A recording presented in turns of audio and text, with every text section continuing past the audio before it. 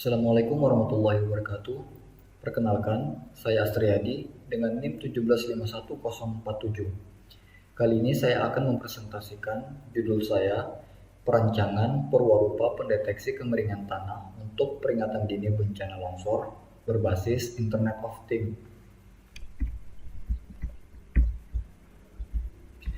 Adapun latar belakang, Indonesia merupakan suatu negara yang memiliki tingkat kerawanan bencana longsor yang cukup tinggi pada daerah perbukitan. Bencana longsor dapat terjadi karena kondisi tanah yang kurang stabil yang berpotensi terjadinya longsor di sejumlah wilayah yang ada di Indonesia. Bencana longsor dapat mengakibatkan kerusakan lingkungan, kerugian harta, merusak fasilitas, korban jiwa, dan dampak psikologis. Kemiringan tanah dapat terjadi akibat curah hujan yang tinggi, tingkat pelapukan batuan, kedalaman efektif tanah, lapisan tanah dominan berliat. Parameter tersebut dapat menyebabkan gerakan pada massa tanah yang berpotensi menjadi bencana tanah longsor. Internet of Things merupakan suatu konsep yang bertujuan untuk memperluas manfaat dari koneksivitas internet yang tersambung secara terus-menerus.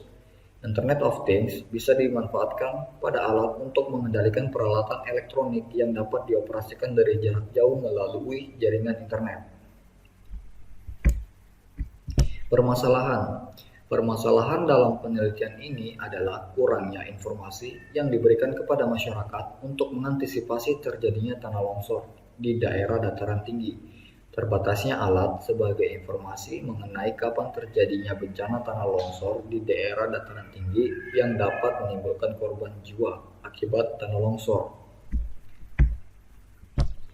Batasan masalah. Yang pertama, alat ini menggunakan microcontroller node MCU ESP8266 sebagai pengontrol. Yang kedua, menggunakan sensor soil moisture sebagai pengukur kelembaban pada tanah. Yang ketiga, menggunakan sensor MPU 6050 sebagai pendeteksi kemiringan pada tanah. Yang keempat, menggunakan buzzer sebagai sinyal suara. Yang kelima, menggunakan aplikasi Telegram sebagai penerima pesan. Yang keenam, metode pengujian perangkat menggunakan black box dan skala Likert. Penjelasan metode. Black box juga disebut pengujian tingkah laku, memusat pada kebutuhan fungsional perangkat lunak. Teknik pengujian black box memungkinkan memperoleh serangkaian kondisi masukan yang sepenuhnya menggunakan semua persyaratan fungsional suatu program. Beberapa jenis kesalahan yang dapat diidentifikasikan adalah fungsi tidak benar, kesalahan antarmuka, kesalahan pada struktur data, kesalahan performasi, kesalahan inisialisasi, dan akhir program. Skala Likert merupakan skala yang digunakan untuk mengukur sikap, pendapat, dan persepsi seseorang atau kelompok orang tentang kejadian atau gejala sosial. Cara pengukuran adalah dengan menghadapkan seseorang responden dengan sebuah pertanyaan yang kemudian diminta untuk memberikan 5 pilihan jawaban dengan rentang skala penilaian, yaitu yang pertama, sangat tidak setuju, yang kedua, tidak setuju, yang ketiga, ragu-ragu, yang keempat, setuju, yang kelima, sangat setuju. Selanjutnya, saya akan mendemokan alat yang telah saya buat.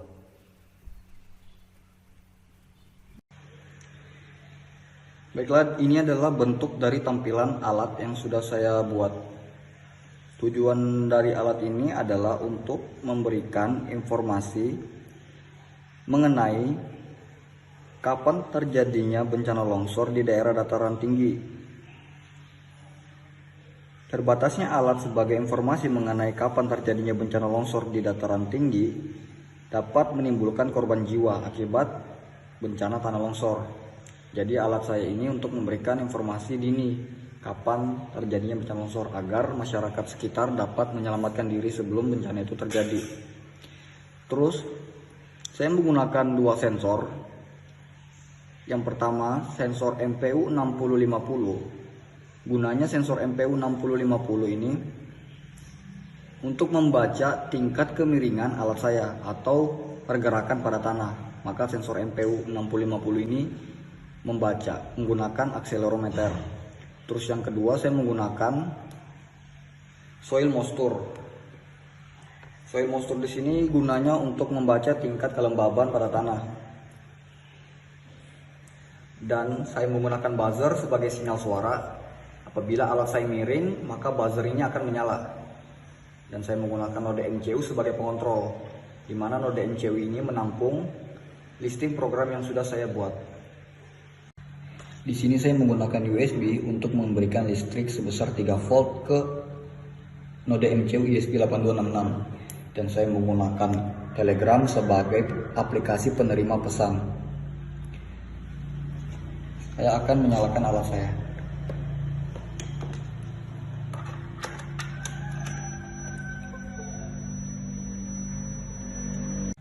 Jika koneksinya berhasil, maka node MCU ESP8266 akan mengirimkan pesan berupa teks ke aplikasi Telegram. Dan selanjutnya, jika nilai soil moisture berada di atas 67 atau dalam kondisi kering, maka alat saya tidak akan mengirimkan notifikasi bahaya ke aplikasi Telegram. Dan apabila nilainya di bawah 67 atau dalam kondisi basah, maka alat saya akan mengirimkan pesan bahaya ke aplikasi Telegram. Saya akan menancapkan sensor ini ke tanah yang lebih basah.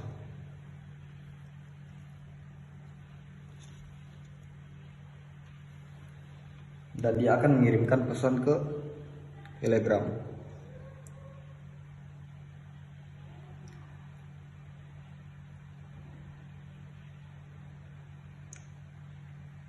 Dia akan terus mengirim pesan ke Telegram apabila tanahnya dalam kondisi basah. Lalu untuk sensor yang kedua, yaitu sensor MPU 6050, dia bekerja pada saat mendeteksi adanya pergerakan tanah atau alat saya itu dalam kondisi miring. Dan dia akan mengirimkan pesan bahaya ke aplikasi Telegram juga. Jadi tingkat kemiringannya itu bisa ke depan, ke samping, ke belakang, maupun ke arah manapun dia akan ngebaca. Misalnya saya akan memiringkan alat saya apabila ada pergerakan tanah. Jika dia miring ke depan,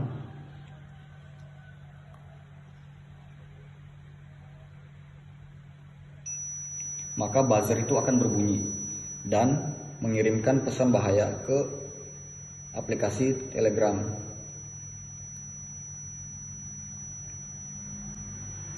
Akan mengirimkan terus-menerus. Sensor MPU 6050 ini juga bisa membaca tingkat kemiringan dari arah manapun, entah dari arah kiri, kanan maupun ke belakang. Apabila diluruskan, maka buzzernya akan mati. Saya akan coba miringkan dia ke kiri. Nah, buzzernya akan menyala dan dia akan mengirimkan lagi. Apabila sensor soil moisture saya mendeteksi tanah dalam kondisi basah atau nilainya berada di bawah 67 dan sensor MPU 6050 juga mendeteksi adanya pergerakan tanah,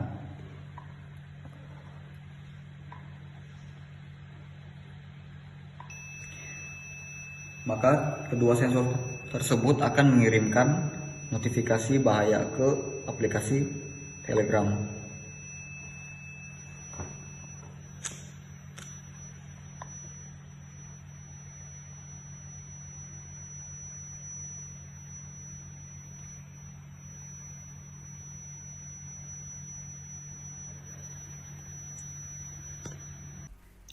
Baik, sekian hasil presentasi demo alat yang telah saya sampaikan. Kurang dan lebihnya saya mohon maaf. Apabila rekan-rekan dan teman-teman sekalian ingin mengkritik atau menambahkan sesuatu tentang alat yang saya buat, tolong ketikkan kritikannya atau tambahan itu di kolom komentar. Sekian dan terima kasih. Wassalamualaikum warahmatullahi wabarakatuh.